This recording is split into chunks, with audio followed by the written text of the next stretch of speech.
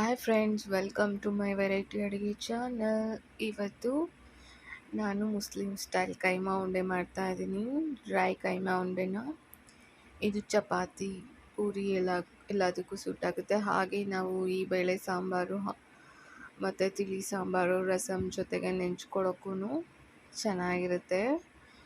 ಇದು ಹೇಗೆಲ್ಲ ಮಾಡೋದು ಅಂತ ನೋಡೋಣ. ಅದಕ್ಕಿಂತ ಮುಂಚೆ ನನ್ನ ಚಾನಲ್ನ ಸಬ್ಸ್ಕ್ರೈಬ್ ಮಾಡ್ಕೊಳ್ಳಿ.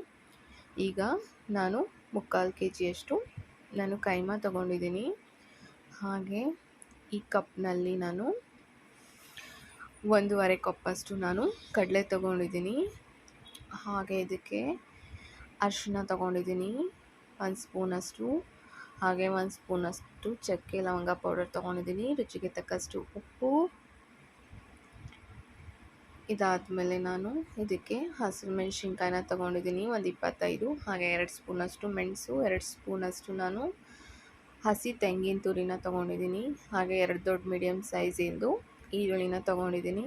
ಹಾಗೆ ನಾನು 2 ಹಿಡಿಯಷ್ಟು ಬೆಳ್ಳುಳ್ಳಿನ ತೊಗೊಂಡಿದ್ದೀನಿ. ಹಾಗೆ ಅದರ ಅರ್ಧ ಪ್ರಮಾಣದಷ್ಟು ನಾನು ಶುಂಠಿನ ತೊಗೊಂಡಿದ್ದೀನಿ.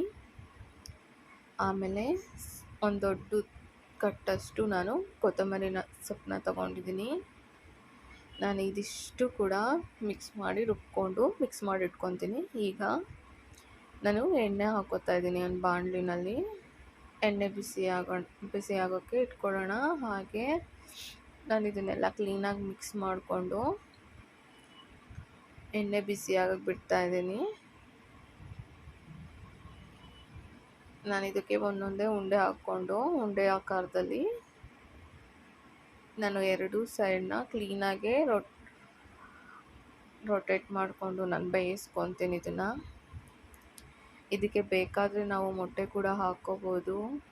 ನಾನು ಮೊಟ್ಟೆ ಏನು ಹಾಕ್ಕೊತಾ ಇಲ್ಲ ಇದಕ್ಕೆ. ನಾನು ಆ ಕೈಮಾ ಉಂಡೆ ಆ ಥರ ಏನು ನೀರು ಹಾಕ್ಕೊಂಡು ನಾನು ರುಬ್ಕೊತಾ ಇಲ್ಲ. ಸ್ವಲ್ಪ ಗಟ್ಟಿಯಾಗಿ ರುಬ್ಕೊಂಡಿರೋದ್ರಿಂದ ಕೈಮಾ ಉಂಡೆ ಏನು ಒಡೆಯೋದಿಲ್ಲ. ತುಂಬ ಅಂದರೆ ತುಂಬ ಟೇಸ್ಟಿಯಾಗಿರುತ್ತೆ ಈ ಕೈಮಾ ಉಂಡೆ. ಇದು ಮುಸ್ಲಿಮ್ಸ್ ಮನೆಗಳಲ್ಲಿ ಮಾಡೋಂಥ ಕೈಮಾ ಉಂಡೆ. ಈಗ ಬಕ್ರೀದ್ ಸ್ಪೆಷಲಾಗಿ ನಾನು ಈ ರೆಸಿಪಿನ ಮಾಡಿ ತೋರಿಸ್ತಾ ಇದ್ದೀನಿ.